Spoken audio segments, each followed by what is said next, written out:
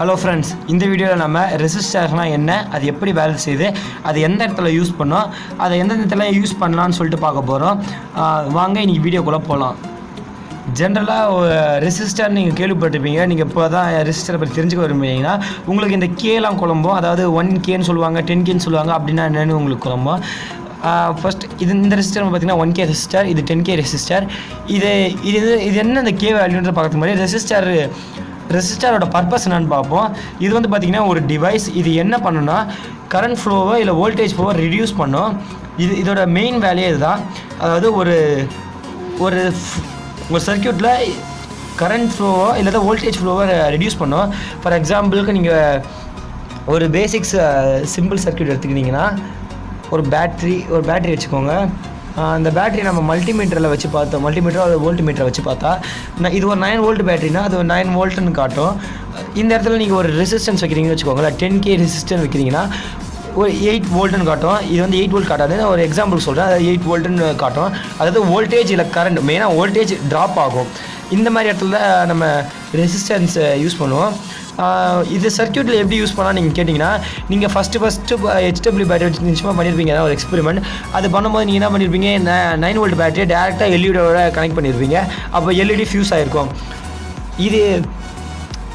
நீங்கள் இதே மாதிரி 9 வோல்ட் பேட்டரியை டேரெக்டாக ஒரு எல்இடியோட கனெக்ட் பண்ணால் நிச்சயமாக அது ஃபியூஸ் ஆகும். ஏன்னா எல்இடியோட operating volt 2.2 volt, 5 volt or 6 volt. அதுக்கு மேலே போச்சுன்னா எல்இடி ஹீட் ஆக ஆரம்பிச்சிடும். அது 9 வோல்ட்ன்றது அதுக்கு ரொம்ப ஜாஸ்தியான வேல்யூ, அதனால் அது ஃபியூஸ் ஆகிடுது.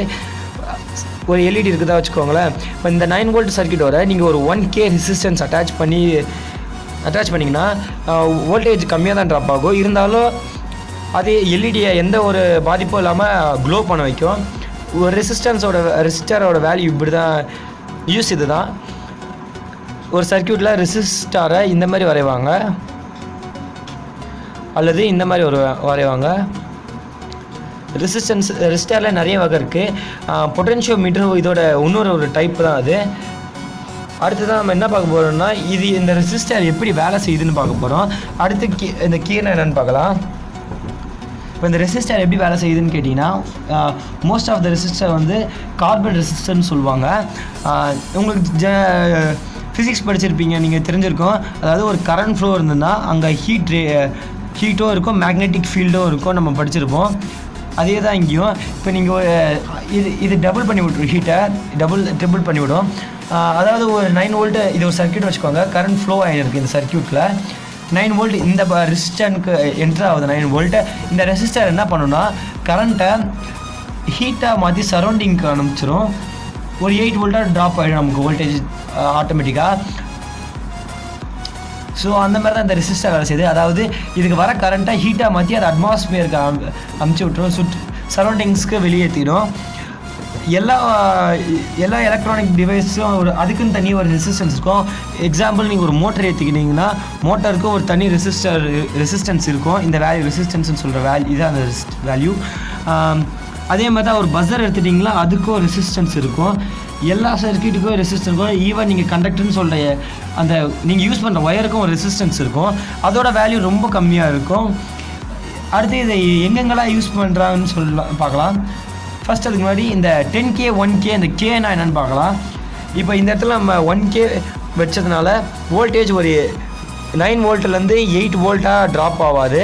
அது எப்படி ட்ராப் ஆகும்னா 9.9 அல்லது 8.8 வோல்ட் இந்த மாதிரி தான் ட்ராப் ஆகும். டேரெக்டாக ட்ராப் ஆகாது. உங்களுக்கு அந்த மாதிரி ஒரு 4-3 வோல்ட்ஸ் ட்ராப் ஆகும்னா நீங்கள் 270K, அதாவது வேல்யூ இன்க்ரீஸ் பண்ணும். 620K யூஸ் பண்ணிங்கன்னா வோல்டேஜ் ட்ரிபிளாக ட்ராப் ஆகும். இப்போ ஒரு இந்த இடத்துல ஒரு 620K ரெசிஸ்டன்ஸ் வைக்கிறீங்கன்னு வச்சுக்கோங்களேன். இங்கே இதுக்கு முன்னாடி போனது 8.9 வோல்ட். இப்போ 620K வச்ச உடனே இங்கே வோல்டேஜ் வந்து பார்த்திங்கன்னா 4 வோல்ட் ஆர் 5 வோல்ட்டுக்கு ட்ராப் ஆகிடும். இது எந்த இடத்துல அப்ளிகேஷன் ஆகுது இந்த ரெசிஸ்டன்ஸ் கேட்டிங்கன்னா, எல்லா சர்க்யூட்லேயும் இருக்குது. இந்த போர்டு ஃபுல் ரெசிஸ்டன்ஸ், டிரான்சிஸ்டர், மொஸ்பெட் செய்யப்பட்ட இந்த மைக்ரோ கண்ட்ரோலரால் இந்த ரிலே மாடல் நீங்கள் எடுத்துக்கலாம். இந்த ரிலே மாடல்லையும் பார்த்திங்கன்னா ஒரு ரெசிஸ்டன்ஸ் இருக்குது. அதாவது இந்த எல்இடி பர்ன்ட் ஆகாமல் ப்ரிவெண்ட் பண்ணுறதுக்கு ஒரு ரெசிஸ்டன்ஸ் வச்சுருக்கேன் நான். சிமிலர்லி இந்த ஆடியோ போர்டு எடுத்துக்கிட்டிங்கன்னா இதுக்குள்ளே இருக்க மைக்ரோ கண்ட்ரோலருக்கு எந்த பாதிப்பும் ஏற்படக்கூடாதுன்ட்டு இதில் எஸ்எம்டி ரெசிஸ்டர்ஸ் யூஸ் பண்ணுவாங்க. அதுவும் ரெசிஸ்டர் தான். ரெசிஸ்டரில் நிறைய வகை இருக்குது. இந்த எஸ்எம்டி ரெசிஸ்டர்ன்றது பார்த்திங்கன்னா இங்கே நமக்கு பாக்ஸாக இருக்கிறது ஃபுல்லாமே எஸ்எம்டி ரெசிஸ்டர் தான். அடுத்து பார்த்திங்கன்னா அந்த பொட்டென்ஷியோமீட்டர்னு சொல்லுவோம். இது என்ன பொட்டென்ஷியோமீட்டர்னு கேட்டிங்கன்னா டியூனிங் மாதிரி தான். இதை நீங்கள் ஒரு இடத்துல திருப்பும் போது, அதாவது நீங்கள் வால்யூம் அப் டவுன் பண்ணும்போது எப்படி வால்யூம் அப் டவுன் பண்ணுறீங்களோ அதே மாதிரி தான் கரண்ட்டை இதை ரெடியூஸ் ஆகி ஹை ஆகும். இப்போ லோ ஸ்டேட்டில் இருக்கும், நீங்கள் இதை திருப்ப கரண்ட் ஃப்ளோ ஜாஸ்தியாகும். ஸோ நமக்கு எல்இடி பிரைட்டாக கிடைக்கும். இதை பற்றி ஃபுல் டீட்டெயில்ஸை நம்ம வர வீடியோவில் பார்க்கலாம்.